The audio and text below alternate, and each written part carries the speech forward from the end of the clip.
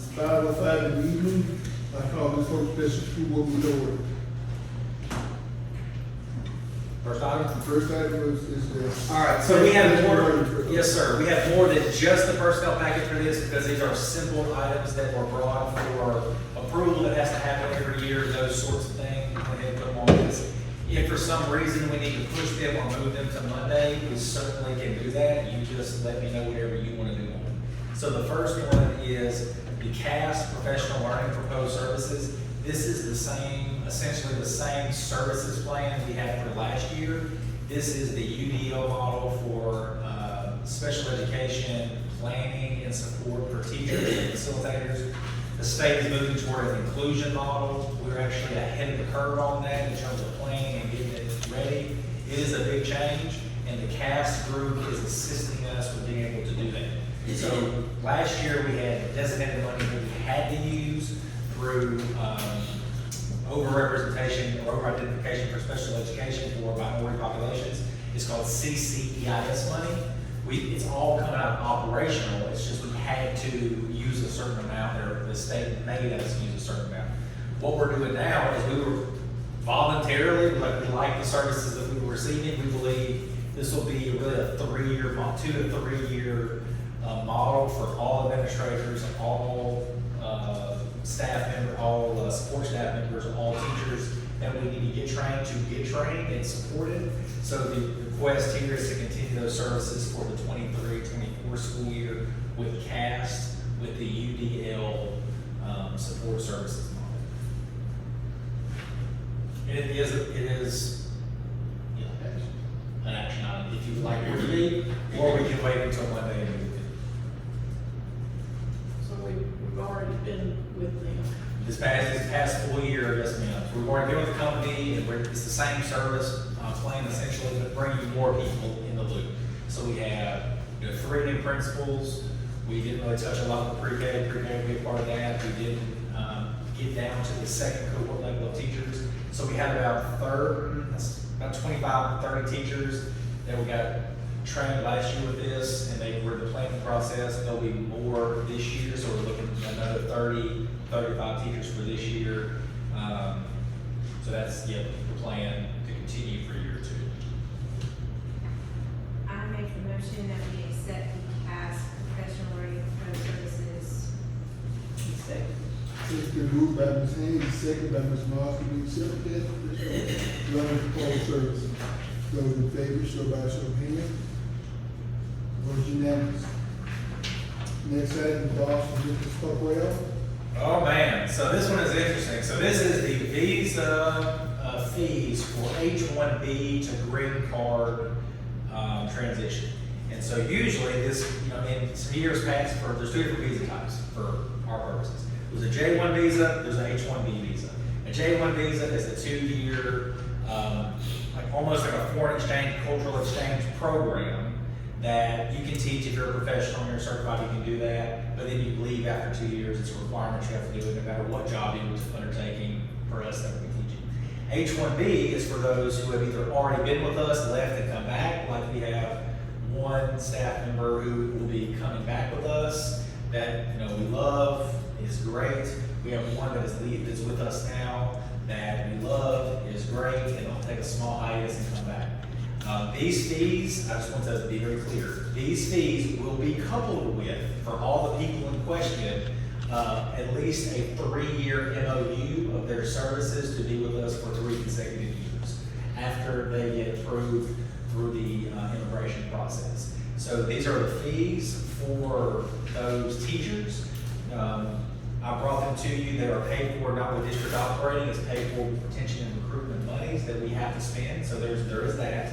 But then we also wanted to bring it to you because the amount is more than a regular $1,500 fee or something like that, as some of those J-1 fees are. This is more invasive, this is more traditional immigration almost, because this can transition to a green card, which is more permanent resident status down the line. So just wanted to be very clear on that, because there's another piece to this that we're going to talk about on Monday that isn't visa related necessarily, but it is a grow your own plan that we're working to really work on helping and assisting in a tangible way paraprofessionals professionals who want to become teachers, becoming teachers and staying right here in Hope, Arkansas. Because we have a lot of that already, but we want to get really specific on how we can incentivize that and support that as a district. Because we don't want to make a habit of continually using visa teachers for hard to staff areas, even though it has been good for us in the past. I think long term, it's not the best strategy to use.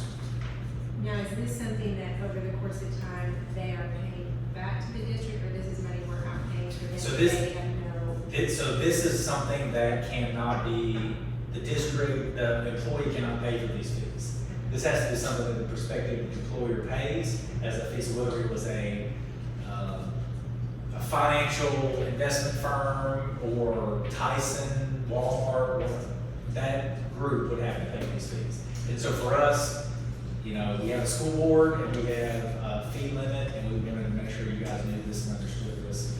This is a one-time fee for the next 3 years, or every year for the next 3 years? So this is for 5 teachers, so it's not just for one teacher, this is for 5 teachers, and there'll be a similar fee for the next. Well, this is the largest fee, there'll be a smaller fee that will not have to come before the board next year, and then a fee that will not have to come before the board the year after that. So this is the largest amount that will have to be paid, the next 2 years will be a smaller. What if they don't honor their MOU? So you mean stay? Like they give you. However, they would get away without honoring. So garnish wages, so then we would garnish wages for the, if they didn't stay, we would garnish, and we do that for other things as well. If they don't keep up their end of the bargain, an MOU or a contract, wages are garnished there, and in the rare case that the wages, that are garnished would not, there's not enough money there to cover it, and there would be a payment plan set up for that employee. so is this 3 years from now, or 3 years from when they started? Because several of these teachers have been in the district for 3 years from when they started on this H-1B visa, right? So there's one teacher that, I'll just use, the third name on the first line. We all know and love, he's gone, but would be coming back, right? And so he just has to sit out one more, this is the last school year he has to sit out, because he sat out last school year, he sits out this school year, then he comes back. And so then, the beautiful part about that is, we have a built-in teacher for any vacancy we have in the area, starting whenever the visa is approved, which hopefully will be in 2 months, right? And so the first 2 are set to arrive, on the first line, the first 2 are set to arrive in 3 weeks or 4 weeks. And so that's the H-1B lag that there is, because it's a more formalized immigration process. And I've learned more about immigration than I've ever cared to learn through our partnerships, but we don't want to make this a long-term strategy. This has been something that has served us relatively well, but long-term we want to grow our much better. Are both of those names on number 1 that are coming, or? We're here before, and we're signed off on from people here before, so they're also coming back.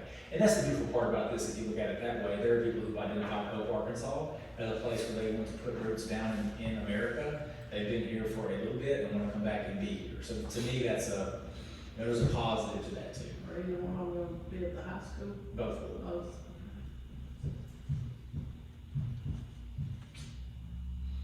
Okay.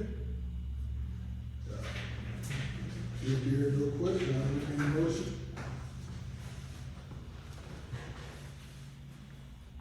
I take a motion to accept the invoice, there you go, for, what do you gonna call it? You can say law office. Okay, for the law office. Second. Okay, it's been moved by Mr. Gordon, second by Ms. Dickinson, that we accept the invoice for Nicholas Carrawell's office. We're ready for vote. Those in favor, show by show of hands. And it's a vote unanimous. Next thing is the Dan House proposal. All right, so we have got 3 quotes on band instruments and equipment. So this is part of the magnet program, expansion of the arts program through magnet. This is all paid for through magnet funds. Because of the amount for this purchase, we got 3 quotes on it. The quote that's being asked for approval, I believe, is the Cooper Band Instrument Repair Group. And so those clarinets, trumpets, you name it, what's there. There is a plan that's built out with the magnet grant over 5 years. This is the first year installment of that. This will be quite a bit of a revamp of our music program in a positive way. We have an expansion of kids that will be in the program. We also are looking to provide exposure in different ways too. So whether that's symphony exposure, musician exposure, not just in Hope but outside of Hope, all that is part of a well-rounded program. This specifically is for band instruments as part of our magnet plan. So got 3 quotes there. You'll see the 3, the band house, the Cooper, and the Arkansas School Band Service Group. The approval has been asked for the Cooper Band, which is the middle quotes. I make a motion that we accept the Cooper Band instrument quotes. It's the low quotes, excuse me, it is the low. It's the middle page. It's the middle page, low. Second. Okay, it's been moved by Ms. Haynes, second by Ms. Courtney, that we accept the Cooper Band instrument, quote. Those in favor, by show of hands. And the vote is unanimous. So my recommendation on the next piece would be to take it out of order and do the personal packet last, in case Okay. we wanted to do executive session. So then the next one. Facility request. Yep. So this just got approved, again, these are items that we're gonna be on the board meeting for Monday anyway, but we got them approved, so might as well. This was approved by the activities director, the AD, the school principal, and the facilities director. We partnered with them in the past to do cheer. This is for Hope Cheer, just like we do, Wildcats football and basketball. This is for the same type of facilities rental agreement for practice, and we've done this previously. It's approved by all people on the checklist that we created last year. These cheerleaders for the Yeah. youth. Yes, Football. cheerleader for youth football, What building will they use? Primary. primarily. Oh, so I don't see, it's not on Yeah. there. It just says It name. just- Yeah, so that should, Oh, okay. yeah, it should say, Yeah, when we get it. It's the good location says, well, what building, I make the motion that we accept the facilities rental request. Second. it's been moved by Ms. Haynes, second by Ms. Dickinson, that we accept the facilities rental request. Those in favor, show by show of hands. And it's unanimous. Howard Technology Solutions. Go Guardian. So this is a yearly subscription update because it is above the threshold for simple purchases. We bring this back for renewal. Jeff is here for any questions that you may need for that. But this is a renewal that we do year to year for Go Guardian for our online services for our kids. I'll make a motion. Question. I was just gonna make the motion, go ahead. I'll make a motion to accept the invoice from Howard Technology Solutions. It's been moved by Ms. Courtney, second by Ms. Moss, to accept the invoice from Howard Technology. Those in favor, show by show of hands. And we have unanimous vote. Last and final thing is the personnel package. So before you decide if you want to go to executive session or not, I think I tried to mention this as you were coming in. They're the third name on that page needs to be stricken because they will not be accepting. They are doing another, another plan for their lives. They will not be in education this next year.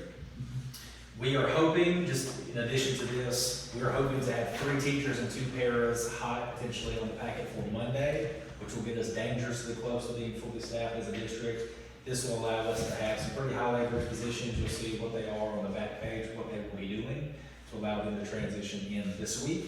And then the first page, just for a good measure, has any resignations or declines or no-shows, those sorts of things that just sometimes happen when you're dealing with personnel. So it's up to you, whatever you want to do, executive session or not. I just wanted to put that out there before you make a decision.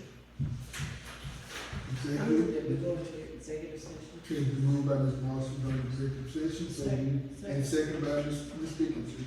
Go to executive session, so we're going to executive session for discussion of personnel. So we have not called back to open session from executive for the sake of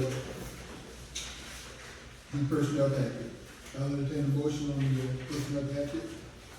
A motion that we accept the personnel package presented. Okay.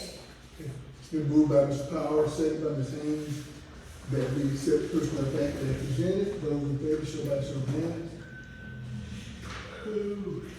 We have unanimous vote. If there is nothing else before the board, we stand adjourned.